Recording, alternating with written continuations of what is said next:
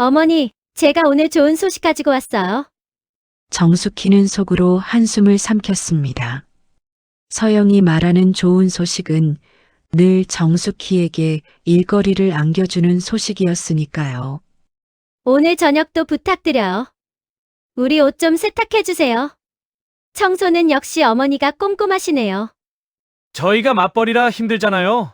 어머니가 도와주시면 큰 힘이 돼요. 어머니, 저희 친구들 오는데 잡채 좀 넉넉히 해주세요. 어머니 잡채가 맛있다고 소문났거든요. 소문났다고요? 그건 무슨 말이죠? 설마 이야기를 시작하기 전에 구독과 좋아요 눌러주셨나요? 여러분의 작은 관심이 저에게 큰 힘이 됩니다. 11월의 서울 강남은 은행나무 잎이 노랗게 물들어 거리를 수놓고 있었습니다. 아파트 15층 거실 창문 너머로 보이는 풍경은 화려했지요. 하지만 정숙희의 눈에는 그 아름다움이 들어오지 않았습니다. 그녀는 부엌 싱크대 앞에 서서 배추를 다듬고 있었습니다. 손끝이 시린 찬물에 배추잎을 씻어내는 동안 그녀의 얼굴에는 지친 기색이 역력했지요. 30평대 아파트는 넓지 않았지만 요즘 들어 이 공간이 점점 좁게 느껴졌습니다. 어머니 계세요? 현관문이 열리는 소리와 함께 며느리 박서영의 목소리가 들려왔습니다. 정숙희는 물기 묻은 손을 앞치마에 닦으며 거실로 나갔지요. 서영아 왔니? 서영은 명품 핸드백을 소파에 던지듯 놓으며 실내화로 갈아 신었습니다. 그녀의 얼굴에는 무언가 기대에 찬 표정이 어려 있었지요. 어머니, 제가 오늘 좋은 소식 가지고 왔어요. 정숙희는 속으로 한숨을 삼켰습니다. 서영이 말하는 좋은 소식은 늘 정숙희에게 일거리를 안겨주는 소식이었으니까요. 5년 전으로 거슬러 올라가 봅니다. 정숙희는 평범한 중산층 가정의 가장이었습니다. 남편을 일찍 여의고 혼자 아들 민준을 키웠지요. 그녀는 동네 슈퍼를 운영하며 아들의 학비를 댔고 민준은 그 기대에 부응해 좋은 대학을 졸업하고 대기업에 입사했습니다. 민준이 서영을 처음 집에 데려왔을 때 정숙희는 진심으로 기뻤습니다. 아들이 좋은 배우자를 만났다는 사실에 감사했지요. 서영은 외모도 뛰어났고 말씨도 공손했습니다. 결혼식 날 정숙희는 눈물을 흘리며 두 사람을 축복했었지요. 우리 아들이 이제 가정을 꾸렸구나. 하지만 달콤했던 시작은 오래가지 않았습니다. 결혼 후 1년이 지나자 서영의 태도가 조금씩 변하기 시작했습니다. 처음에는 작은 부탁이었지요. 어머니, 제가 회사 일이 바빠서요. 저녁 준비 좀 도와주실 수 있으세요? 정숙희는 기꺼이 도왔습니다. 며느리가 힘들다는데 도와주는 게 당연하다고 생각했으니까요. 그런데 부탁은 점점 잦아졌고 요구사항은 구체적으로 변했습니다. 어머니 김치찌개는 간이 딱 맞아요. 오늘 저녁도 부탁드려요. 빨래는 어머니 손맛이 있어요. 우리 옷 좀 세탁해 주세요. 청소는 역시 어머니가 꼼꼼하시네요. 칭찬처럼 들리는 말이었지만 정숙희는 점차 깨달았습니다. 자신이 서영의 가사도우미로 전락하고 있다는 것을요. 더 견디기 힘들었던 건 아들의 반응이었습니다. 정숙희가 조심스럽게 불편함을 토로하면 민주는 항상 이렇게 말했지요. 어머니, 서영이가 원래 예민해서 그래요. 좀 맞춰주세요. 저희가 맞벌이라 힘들잖아요. 어머니가 도와주시면 큰 힘이 돼요. 아들의 눈빛에는 애원이 담겨 있었습니다. 정숙희는 차마 거절할 수 없었지요. 아들이 직장에서 잘 지내고 결혼 생활이 원만하기를 바라는 마음뿐이었으니까요. 시간이 흐르면서 서영의 요구는 더욱 대담해졌습니다. 어머니, 저희 친구들 오는데 잡채 좀 넉넉히 해주세요. 어머니 잡채가 맛있다고 소문났거든요. 정숙희는 새벽부터 일어나 장을 보고 잡채를 준비했습니다. 서영의 친구들은 음식을 먹으며 칭찬했지요. 역시 시어머니 솜씨는 다르네요. 하지만 서영은 그저 웃으며 받아넘길 뿐 정숙희에게 고마움을 표하지 않았습니다. 오히려 친구들이 돌아간 뒤 설거지를 정 여사에게 맡기고 외출해버렸지요. 정숙희의 가슴 속에는 모멸감이 차곡차곡 쌓여갔습니다. 하지만 그녀는 참았습니다. 가족이라는 이름 아래 아들의 체면을 위해 모든 걸 사겼지요. 그러던 어느 날 11월 초였습니다. 서영이 거실 소파에 앉아 스마트폰을 보다가 갑자기 눈을 빛냈습니다. 어머니, 제가 좋은 생각이 났어요. 정숙희는 부엌에서 설거지를 하다 말고 고개를 돌렸습니다. 김장 시즌이잖아요. 저희 친정 식구들이랑 여기서 김장 파티하면 어때요? 정 여사의 손이 멈췄습니다. 김장 파티? 네. 요즘 다들 김장 체험 이런 거 하잖아요. 어머니 집이 강남인데 친척들한테 자랑도 하고 15명 정도 올 것 같아요. 정숙희는 잠시 말문이 막혔습니다. 서영의 눈빛에는 탐욕이 가득했지요. 강남 아파트를 배경으로 자신의 위상을 과시하고 싶은 욕망이 역력했습니다. 그런데 서영아, 준비가 어머니가 해주시면 되죠. 어머니 김치가 얼마나 맛있는데요. 저 이번에 친척들 앞에서 저희 집 강남 클래스 보여줘야 해요. 정숙희는 서영의 얼굴을 가만히 바라보았습니다. 그 순간 5년간 쌓였던 분노가 가슴속에서 용솟음쳤지요. 하지만 그녀는 아무 말도 하지 않았습니다. 다만 천천히 고개를 끄덕였을 뿐이었습니다. 알았다. 서영은 환하게 웃으며 자리에서 일어났습니다. 역시 어머니, 다음 주 토요일로 할게요. 현관문이 닫히는 소리가 들렸습니다.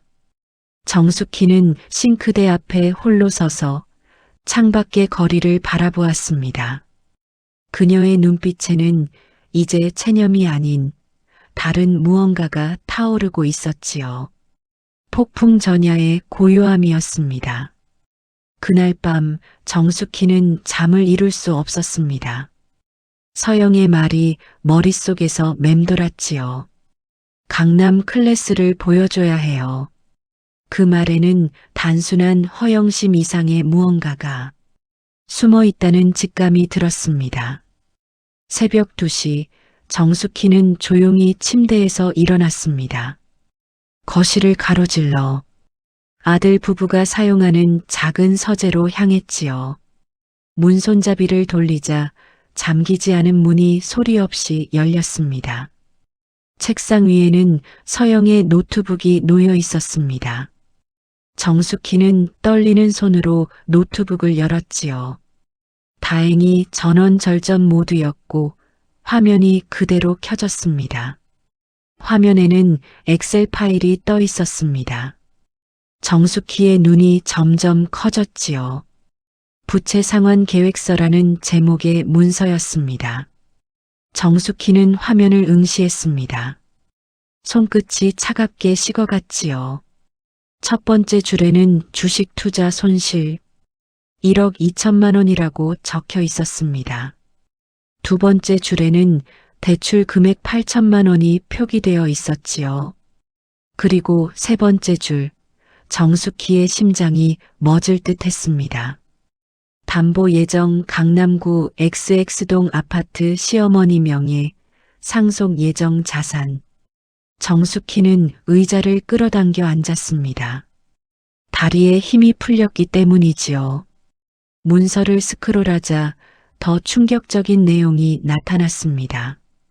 서영은 아파트 시세를 조사해 두었고 정숙희 사후 즉시 매각하여 부채를 상환하고 남은 금액으로 더 큰 집으로 이사 가는 계획까지 세워두었습니다. 예상 상속 시기 70세 전후 통계 기준. 정숙희는 자신의 죽음까지 계산해 둔 그 문장을 보며 온몸이 떨렸습니다. 더 아래로 내리자 금융기관과 주고받은 이메일 내역이 첨부되어 있었습니다. 서영은 상속 예정 부동산을 담보로 대출 한도를 문의했고 금융기관은 긍정적인 답변을 보내왔지요. 이게 사람이 할 짓인가. 정숙희의 입술에서 낮은 신음이 새어나왔습니다. 5년간 쌓였던 모멸감이 배신감으로 폭발했지요. 손이 부들부들 떨렸습니다. 그녀는 스마트폰을 꺼내 문서를 사진으로 찍었습니다. 증거를 남겨야 한다는 본능적인 판단이었지요. 1장, 2장, 3장. 모든 페이지를 빠짐없이 촬영했습니다. 노트북을 원래대로 돌려놓고 서재를 나온 정숙희는 침실로 돌아와 이불을 뒤집어 썼습니다. 하지만 눈은 감기지 않았지요. 배신감과 분노, 그리고 허무함이 뒤섞여 가슴을 짓눌렀습니다. 내가 그렇게 호구로 보였나? 다음 날 아침 정 여사는 일찍 집을 나섰습니다. 강남역 인근의 법무법인 사무실에서 정숙희는 변호사 앞에 앉아 차분하게 상황을 설명했습니다. 변호사는 스마트폰 속 사진들을 확인하며 고개를 끄덕였지요. 심각한 상황이시네요. 며느님이 선의의 상속인이 아닌 것으로 보입니다. 제 재산을 지킬 방법이 있을까요? 변호사는 잠시 생각하더니 대답했습니다. 상속형 가족 신탁을 추천드립니다. 아파트 명의는 유지하되 실질적인 처분권은 신탁회사에 두는 겁니다. 어머님께서 돌아가신 후에도 며느님이 함부로 아파트를 처분할 수 없게 되지요.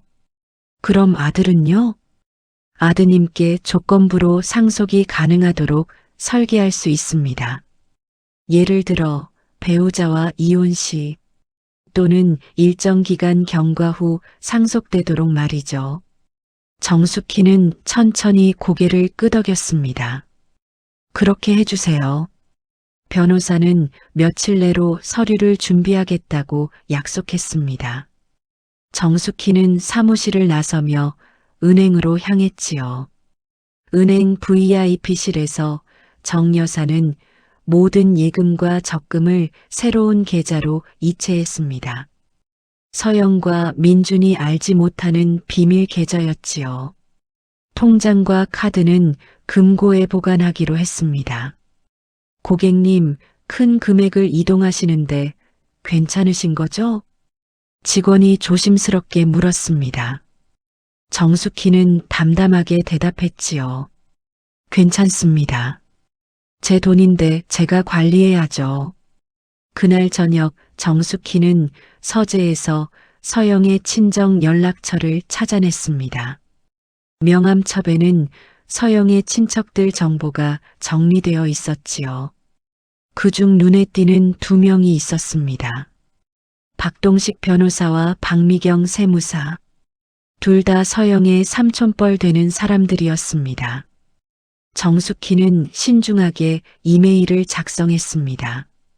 노트북에서 찍은 사진들을 첨부하고 정중한 어투로 조언을 구하는 내용을 담았지요. 서영의 재정 상황이 걱정되어 연락드립니다. 혹시 조언을 구할 수 있을까요? 이메일을 보내고 나서 정숙희는 잠시 망설였습니다.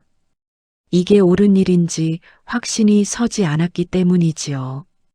하지만 배신당한 상처가 그녀를 다그쳤습니다. 내가 당하고만 있을 순 없어. 며칠 후 박동식 변호사에게서 답장이 왔습니다. 어머님, 심려를 끼쳐 죄송합니다. 서영의 상황을 몰랐습니다. 이번 주말 김장 모임에서 가족들과 함께 이야기를 나누는 게 좋겠습니다. 정숙희는 화면을 보며 씁쓸하게 웃었습니다. 서영이 그토록 자랑하고 싶어 했던 김장 파티가 이제 서영 자신의 심판대가 될 것이었지요. 박미경 세무사에게서도 비슷한 답장이 왔습니다. 진작에 말씀해 주셨으면 좋았을 텐데요. 저희 식구들이 모이는 자리에서 제대로 짚고 넘어가겠습니다. 정숙희는 노트북을 닫았습니다. 그녀의 눈빛에는 이제 흔들림이 없었지요. 서영은 강남 클래스를 자랑하려고 친척들을 모았지만 정숙희는 그 자리를 가족대책회의로 바꿔놓을 계획이었습니다. 서영의 거짓과 탐욕이 만천하에 드러나는 자리 말이지요. 정숙희는 거실로 나가 캘린더를 바라보았습니다. 김장 파티까지 사흘이 남았습니다. 이제 시작이야. 그녀는 나지막이 혼잣말을 했습니다. 창밖으로 강남의 야경이 반짝이고 있었지요. 하지만 정숙희의 마음속에는 복수가 아닌 정의를 향한 의지가 타오르고 있었습니다. 폭풍이 몰려오고 있었습니다. 김장 파티 3일 전 저녁이었습니다. 정숙희는 거실 소파에 앉아 민준과 서영을 마주했습니다.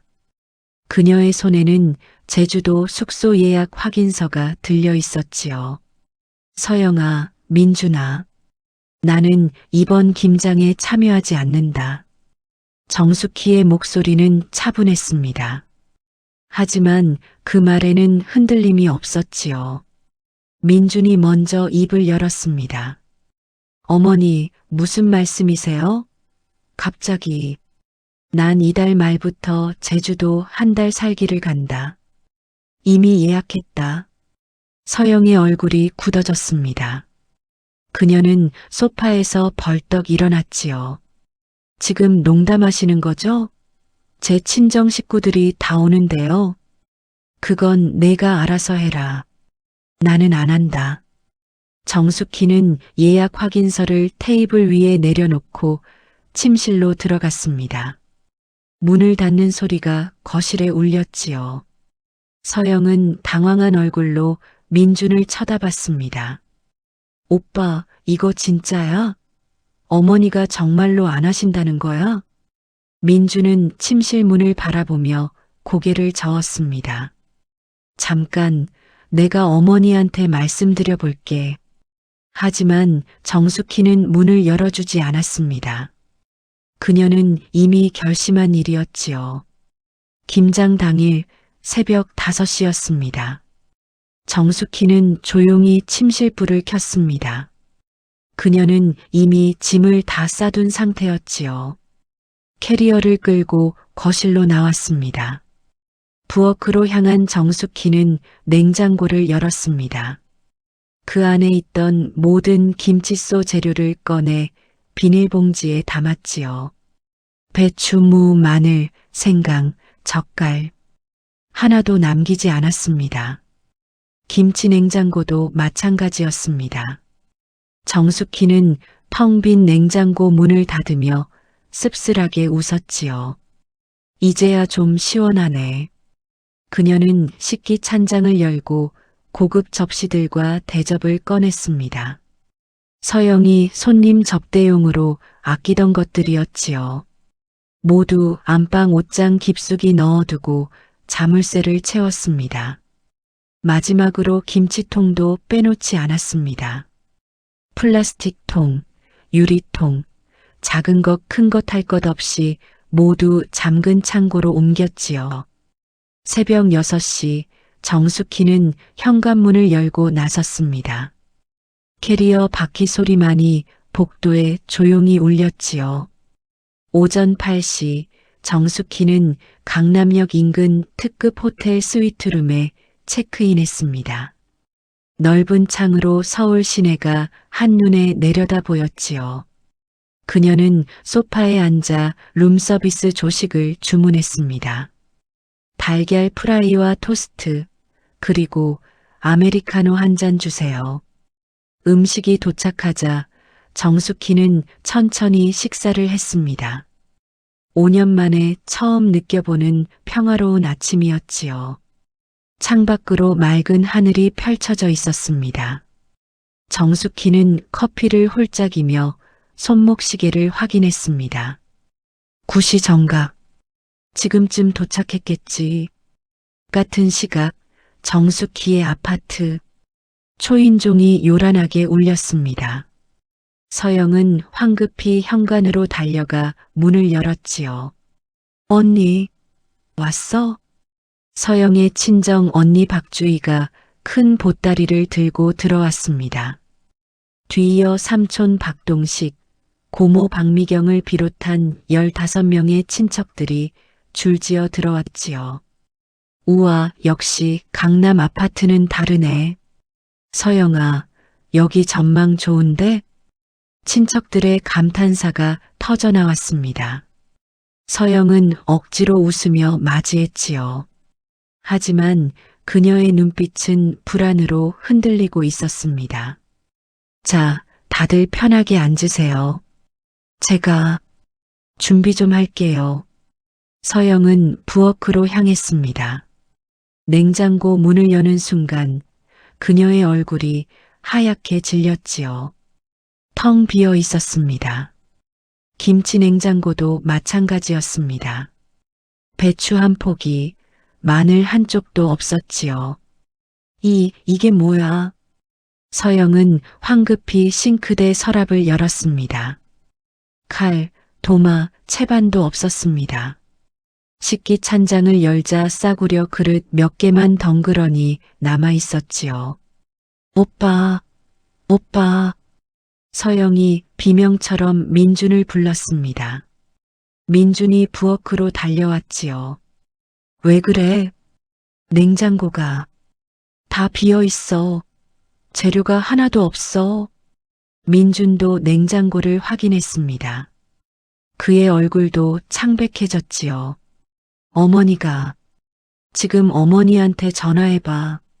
서영의 목소리가 떨렸습니다. 민주는 서둘러 핸드폰을 꺼냈지요. 호텔방에서 정숙희의 핸드폰이 울렸습니다. 화면에는 민준이라는 이름이 떠 있었지요. 정숙희는 핸드폰을 집어들었다가 다시 내려놓았습니다. 아직은 아니지. 그녀는 커피를 마저 마셨습니다. 핸드폰은 계속 울렸지만 정숙희는 받지 않았지요. 아파트 부엌에서 서영은 공황 상태에 빠졌습니다. 안 받으시잖아. 지금 뭐 하시는 거야? 거실에서는 친척들이 웅성거리기 시작했습니다. 김장은 언제 시작하는 거야? 우리 오늘 배추 몇 포기 담그기로 했잖아. 박동식 변호사가 부엌으로 걸어왔습니다. 그는 텅 빈 냉장고를 보더니 서영을 조용히 쳐다봤지요. 서영아, 이거 준비 안 한 거 아니야? 아, 아니에요, 삼촌. 시어머니가. 갑자기. 시어머니? 오늘 어디 계신데? 그때 박미경 세무사가 핸드폰을 꺼내 들었습니다. 다들 잠깐 조용히 해봐. 내가 확인할 게 있어. 그녀는 며칠 전 정숙희에게서 받은 이메일을 열었습니다. 그리고 친척들 앞에서 화면을 보여줬지요. 이거 좀 봐. 서영이 부채가 얼마인지 아는 사람 있어? 거실이 순식간에 조용해졌습니다. 박동식 변호사도 자신의 핸드폰을 꺼냈습니다. 정숙희가 보낸 증거 자료들이 화면에 떠올랐지요. 우리 오늘 김장하러 온 거 아니야. 가족 대책회의 하러 온 거지. 그의 목소리는 단호했습니다. 서영은 벽에 등을 기댄 채 무릎이 꺾였습니다. 민주는 멍하니 그 광경을 바라볼 뿐이었지요. 거실에 모인 15명의 친척들은 이제 김장이 아닌 서영의 거짓과 부채를 심판할 준비를 하고 있었습니다. 호텔방의 정숙희는 창밖을 내다보았습니다. 그녀의 핸드폰에는 부재중 전화가 27통이나 쌓여 있었지요. 하지만 정숙희는 차분했습니다. 이제 시작이구나. 그녀는 소파에 편안히 기대어 눈을 감았습니다. 5년간 쌓였던 짐을 내려놓은 기분이었지요. 하지만 마음 한구석에는 여전히 아들에 대한 걱정이 남아 있었습니다. 민주는 어떻게 이 상황을 받아들일까? 그는 어머니 편에 설까? 아내 편에 설까? 정숙희는 깊은 한숨을 내쉬었습니다. 민준아, 이제는 내가 선택할 시간이야. 창밖으로 강남의 거리가 바쁘게 움직이고 있었습니다. 하지만 정숙희의 마음은 고요했지요. 폭풍의 중심은 이제 그녀가 아니었습니다. 거실은 숨막히게 조용했습니다. 박동식 변호사는 테이블 위에 서류 뭉치를 펼쳐놓았습니다. 그의 목소리는 차분했지만 단호했지요. 다들 이걸 봐주세요. 서영이가 시어머님의 아파트를 담보로 대출을 시도한 기록입니다. 친척들이 서류에 고개를 들이밀었습니다. 누군가 작게 신음했지요. 서영은 소파에 주저앉은 채 고개를 숙이고 있었습니다. 그녀의 손은 부들부들 떨렸지요. 박미경 세무사가 핸드폰 화면을 보여주었습니다. 여기 보세요. 주식 투자 손실 1억 2천만 원. 그리고 이미 진행한 대출이 8천만 원입니다. 서영의 어머니가 놀란 표정으로 딸을 쳐다봤습니다. 서영아, 이게 정말이니? 서영은 대답하지 못했습니다. 눈물만 뚝뚝 떨어졌지요. 민주는 창가에 서서 등을 돌린 채 서 있었습니다. 그의 어깨가 작게 떨렸습니다. 박동식 변호사가 다시 입을 열었습니다. 더 심각한 건 이겁니다. 서영이는 시어머님 사후 아파트를 즉시 매각할 계획까지 세워뒀어요. 심지어 어머님의 예상 상속 시기까지 계산해뒀습니다. 서영의 아버지가 깊은 한숨을 내쉬었습니다. 그는 고개를 푹 숙였지요. 죄송합니다. 제가 딸을 제대로 못 가르쳤습니다. 거실에 무거운 침묵이 흘렀습니다. 서영이 갑자기 고개를 들었습니다. 그녀의 눈은 붉게 충혈되어 있었지요. 어머니가 저를 괴롭혀서 그랬어요. 맨날 저한테 이것저것 시키고 집안일 다 떠넘기고. 하지만 박미경 세무사가 차갑게 끊었습니다. 그럼 내가 시어머니 몰래 사촌들한테 돈 빌린 건 어떻게 설명할 거니? 강남 아파트 상속받으면 갚겠다고 했다며? 서영의 사촌 오빠가 고개를 끄덕였습니다. 맞아요. 저한테 3천만 원 빌려갔어요. 시어머니 아파트 얘기하면서요. 또 다른 친척이 거들었습니다. 저한테도 2천만 원 빌려갔습니다. 이자도 안 갚고 있어요. 거실이 술렁거렸습니다. 서영의 얼굴은 점점 더 창백해졌지요. 민준이 천천히 돌아섰습니다. 그의 눈에도 눈물이 고여 있었습니다. 제 잘못입니다. 그의 목소리는 떨렸습니다. 어머니가 힘들어하시는 걸 알면서도 모른 척했어요. 서영이 말만 듣고 어머니를 설득했습니다. 저는 아들이 아니었어요. 민주는 무릎을 꿇었습니다. 거실 한가운데서요. 어머니, 죄송합니다. 그의 목소리가 메었습니다. 박동식 변호사가 서영을 바라보았습니다. 서영아, 우리 집안의 체면이 어떻게 되든 상관없어. 중요한 건 내가 한 일이 옳지 않다는 거야. 서영의 어머니가 눈물을 닦으며 말했습니다. 미안합니다, 여러분. 제가 친정에서 빌린 돈은 제가 책임지겠습니다. 박미경 세무사가 고개를 저었습니다. 그게 문제가 아니에요. 서영이가 시어머니를 어떻게 대했는지가 문제죠. 친척들이 고개를 끄덕였습니다. 서영의 사촌 동생이 조심스럽게 물었습니다. 그럼 우리가 빌려준 돈은요? 박동식 변호사가 단호하게 대답했습니다. 지금 당장 회수 가능한 만큼 회수하세요. 그리고 앞으로 서영이한테 재정적 지원은 일절하지 마세요. 이건 가족 전체의 결정입니다. 서영이 고개를 들었습니다. 삼촌, 그럼 저는 어떻게 살라고요? 그건 내가 알아서 해야지. 내가 만든 빚이잖아. 박동식 변호사의 목소리는 냉정했습니다. 민준이 천천히 일어났습니다. 그는 주머니에서 핸드폰을 꺼냈지요. 제가 어머니한테 전화해 보겠습니다. 그는 떨리는 손으로 번호를 눌렀습니다. 신호음이 길게 울렸지요. 호텔방에서 정 여사는 핸드폰을 내려다보았습니다. 화면에는 민준이라는 이름이 떠 있었지요. 그녀는 잠시 망설이다가 전화를 받았습니다. 여보세요. 어머니. 민준의 목소리가 떨렸습니다. 어머니, 죄송합니다. 제가 정말 잘못했어요. 정 여사는 아무 말도 하지 않았습니다. 다만 아들의 울먹이는 목소리를 들을 뿐이었지요. 어머니가 얼마나 힘드셨는지 이제야 알았어요.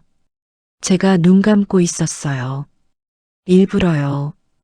전화 너머로 친척들의 목소리가 들렸습니다. 어머니, 친정 식구들이 다 알게 됐어요. 서영이가 한 일들을요. 정숙희는 창밖을 내다보았습니다. 그녀의 눈가가 붉어졌지요.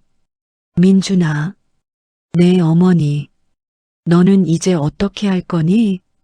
민준은 잠시 침묵했습니다. 그러다 천천히 대답했지요. 모르겠어요, 어머니. 아직은 모르겠어요. 하지만 제가 잘못한 건 확실해요. 정숙희는 눈을 감았습니다. 알겠다. 천천히 생각해라. 어머니는 언제 들어오세요? 며칠 있다가 갈게. 어머니, 민준아, 나는 내가 옳은 선택을 하길 바란다. 아내 편을 들라는 게 아니야. 옳은 것을 선택하라는 거야. 네, 어머니. 전화가 끊겼습니다. 거실에서 민주는 핸드폰을 내려놓았습니다. 그는 서영을 바라보았습니다. 서영은 여전히 고개를 숙인 채 울고 있었지요. 박동식 변호사가 일어섰습니다. 오늘은 이만 돌아가죠. 서영이 부모님, 따님이 빌린 돈 정리하셔야 할 겁니다. 친척들이 하나둘 짐을 챙겼습니다. 아무도 서영에게 인사하지 않았지요. 서영의 부모는 고개를 숙인 채 사과만 반복했습니다. 죄송합니다. 정말 죄송합니다. 문이 닫히고 거실에는 민준과 서영만 남았습니다. 민준은 창가에 기댄 채 말했습니다. 서영아, 우리 좀 떨어져 지내. 서영이 고개를 번쩍 들었습니다. 오빠, 그게 무슨...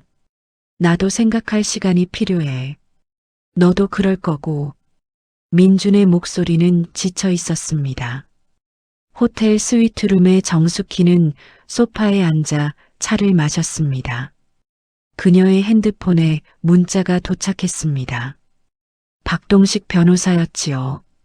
어머님, 오늘 가족회의 무사히 마쳤습니다. 서영이 문제는 친정에서 정리하기로 했습니다. 어머님께서 보내주신 자료 덕분에 진실을 알게 됐습니다. 감사합니다. 정숙희는 문자를 읽고 핸드폰을 내려놓았습니다. 그녀는 창밖을 바라보았습니다. 해가 서서히 지고 있었지요. 이제 시작이구나. 정숙희는 나지막이 혼잣말을 했습니다. 복수가 아니었습니다. 진실을 밝히는 것이었지요. 그리고 아들이 스스로 깨닫기를 바라는 것이었습니다. 정숙희는 깊은 한숨을 내쉬었습니다. 마음이 편하지만은 않았지요. 하지만 후회는 없었습니다. 창밖으로 강남의 불빛이 하나둘 켜지고 있었습니다. 정숙희는 차를 마저 마시며 조용히 기도했습니다. 민준아, 내가 옳은 길을 찾기를. 그녀의 눈에는 희망이 남아 있었습니다. 일주일이 흘렀습니다. 정숙희는 제주도행 비행기 표를 취소했습니다. 아직 집으로 돌아갈 마음은 들지 않았지만 서울을 떠날 수도 없었지요. 호텔에서 지내며 민준의 전화를 기다렸습니다. 하지만 민준에게서는 연락이 없었습니다. 정숙희는 창가에 서서 강남 거리를 내려다보았습니다. 11월의 바람이 차가웠지요. 민준이는 지금 뭘 하고 있을까? 그녀는 나지막이 혼잣말을 했습니다. 같은 시각 민준은 회사 옥상에 서 있었습니다. 그는 담배를 피우지 않았지만 요즘 들어 자주 이곳에 올라왔지요. 생각을 정리하기 위해서였습니다. 일주일 전 그날 이후 민준은 서영과 같은 집에 있었지만 말을 나누지 않았습니다. 서영은 방에 틀어박혀 나오지 않았고 민준은 소파에서 잠을 잤지요. 민준의 핸드폰이 울렸습니다. 박동식 변호사였습니다. 민준 씨, 나예요. 네, 변호사님. 서영이 부채 정리 상황 알려드리려고요. 친정에서 5천만 원 정리했고 나머지는 서영이 명예 적금으로 갚기로 했대요. 감사합니다. 그런데 민준 씨는 어떻게 할 거예요? 민준은 대답하지 못했습니다. 박동식 변호사가 천천히 말했습니다.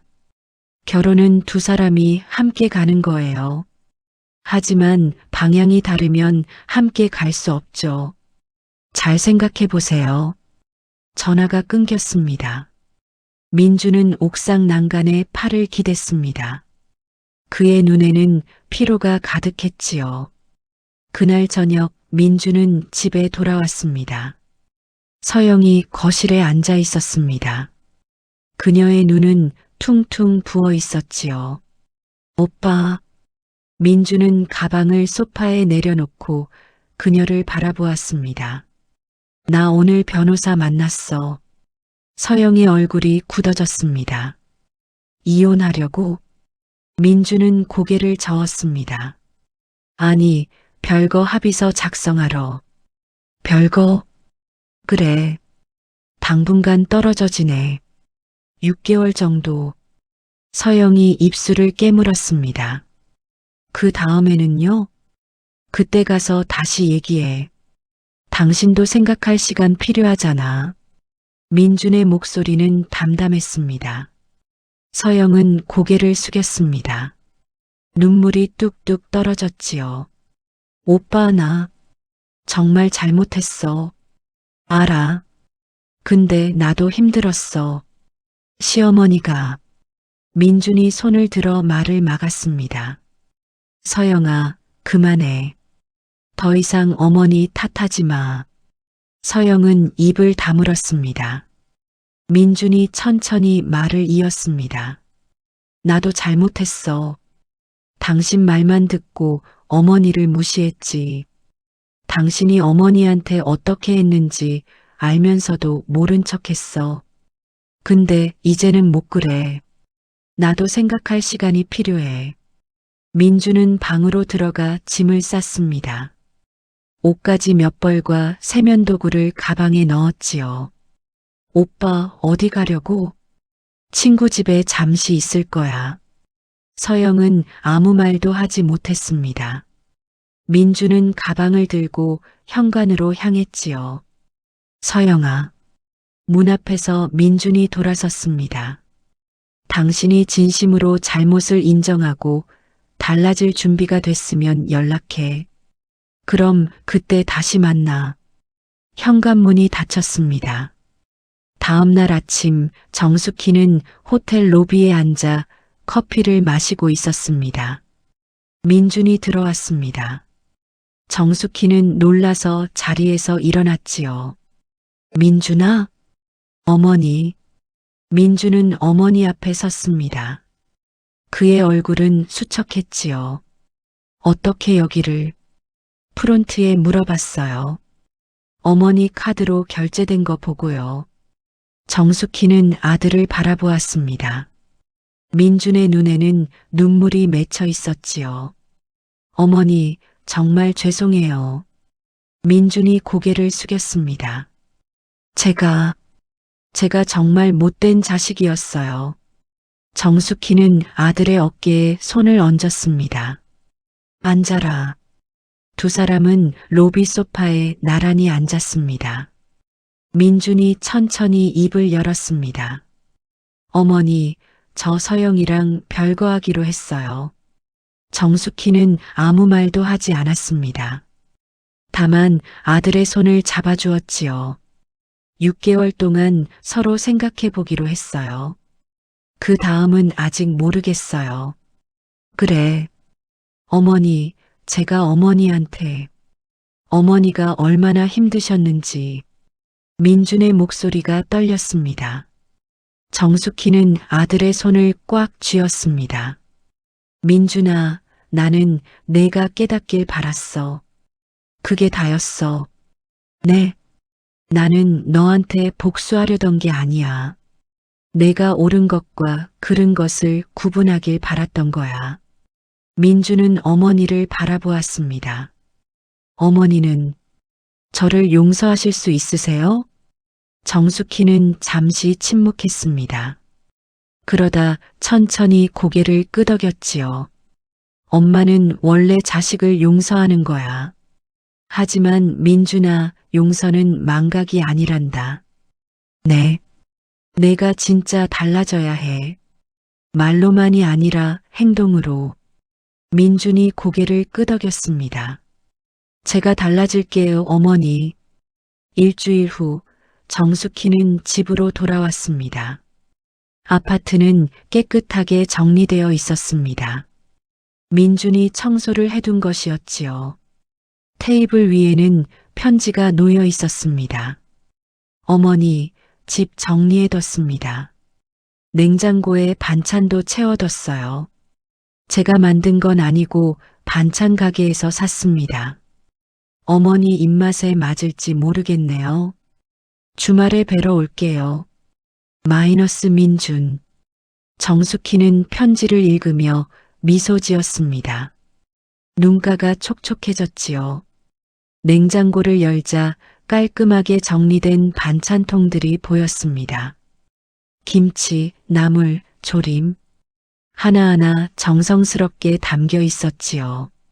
정숙희는 소파에 앉아 거실을 둘러보았습니다. 5년 만에 처음으로 마음이 편안했습니다. 핸드폰이 울렸습니다. 민준이었지요. 어머니, 집 잘 도착하셨어요? 응, 잘 왔어. 반찬 고맙다. 입맛에 맞으세요? 응, 좋더라. 어머니, 이번 주말에 같이 점심 드실래요? 제가 어머니 좋아하시는 갈비탕집 예약할게요. 정숙희는 잠시 망설이다가 대답했습니다. 그래, 그러자. 감사합니다, 어머니. 전화를 끊고 정숙희는 창밖을 내다보았습니다. 은행나무 잎이 거의 다 떨어졌습니다. 겨울이 다가오고 있었지요.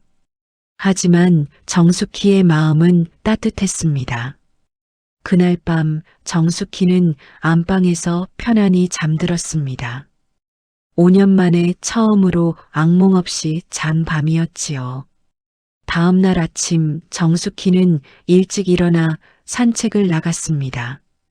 동네 공원을 천천히 걸으며 맑은 공기를 마셨습니다.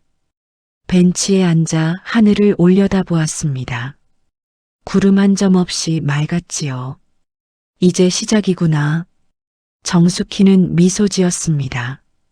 민준이 완전히 달라졌다고 믿지는 않았습니다. 하지만 그가 변하려고 노력한다는 건 알았지요. 그걸로 충분했습니다. 서영은 어떻게 될까? 정숙희는 알 수 없었습니다. 하지만 그건 더 이상 자신의 몫이 아니었지요. 민준이 스스로 선택할 문제였습니다. 정숙희는 벤치에서 일어났습니다. 집으로 돌아가는 발걸음이 가벼웠지요. 아파트 엘리베이터를 타고 올라가며 정숙희는 생각했습니다. 나는 이제 내 삶을 살아야지. 15층에서 문이 열렸습니다. 정숙희는 집으로 들어가 부엌에 섰습니다. 오랜만에 요리를 해야겠다는 생각이 들었지요. 자신을 위한 요리 말입니다. 냉장고를 열고 재료를 꺼내는 정숙희의 얼굴에는 평화가 깃들어 있었습니다. 창밖으로 햇살이 쏟아져 들어왔습니다. 강남의 11월은 추웠지만 정숙희의 집은 따뜻했습니다. 새로운 시작이었습니다. 6개월 후 정숙희는 제주도에서 돌아왔습니다. 이번엔 진짜 한 달 살기를 다녀온 것이었지요. 민주는 매주 주말마다 어머니를 찾아왔습니다. 함께 밥을 먹고 산책을 했습니다. 예전처럼 어머니에게 무언가를 요구하지 않았지요. 그저 함께 시간을 보냈습니다. 서영과는 결국 이혼했습니다. 서영은 부채를 정리하고 친정으로 돌아갔지요. 정숙희는 그녀를 원망하지 않았습니다. 다만 다시는 만나고 싶지 않았습니다. 민주는 혼자 작은 원룸에서 살고 있었습니다. 회사 일에 집중하며 자신을 돌아보는 시간을 가졌지요. 어머니, 저 요즘 요리 배우고 있어요. 어느 주말 민준이 부엌에서 계란말이를 만들며 말했습니다. 정숙희는 거실에서 그 모습을 바라보며 미소 지었습니다. 그래, 잘하네. 어머니가 해주신 것처럼은 못하지만요. 괜찮아. 천천히 배우면 돼. 민주는 접시에 계란말이를 담아 어머니께 가져다 드렸습니다. 맛있게 드세요, 어머니. 정숙희는 한 입 베어 물었습니다. 조금 짰지만 정성이 느껴졌지요. 맛있다. 정말요? 응. 내가 만들었으니까. 민주는 환하게 웃었습니다. 두 사람은 함께 밥을 먹으며 이런저런 이야기를 나눴습니다. 예전처럼 무겁지 않은 편안한 대화였지요. 식사를 마치고 설거지를 하는 민준의 뒷모습을 보며 정숙희는 생각했습니다. 이제야 내 아들을 찾았구나. 창밖으로 봄바람이 불어왔습니다. 새로운 계절이 시작되고 있었습니다. 정숙희는 소파에 앉아 따뜻한 차를 마셨습니다. 그녀의 얼굴에는 평온한 미소가 번졌지요. 폭풍은 지나갔고 이제 고요한 봄이 왔습니다. 여러분도 비슷한 경험이 있으신가요? 아니면 지금 용기가 필요한 순간을 보내고 계신가요? 댓글로 여러분의 이야기를 들려주세요. 함께 응원하고 함께 힘이 되어 드릴게요. 구독과 좋아요는 저에게 큰 힘이 되고 여러분처럼 용기가 필요한 누군가에게도 이 이야기가 전해질 수 있어요. 오늘도 끝까지 함께 해주셔서 진심으로 감사해요. 여러분 모두 행복하시길 바랍니다. 다음 이야기에서 또 만나요.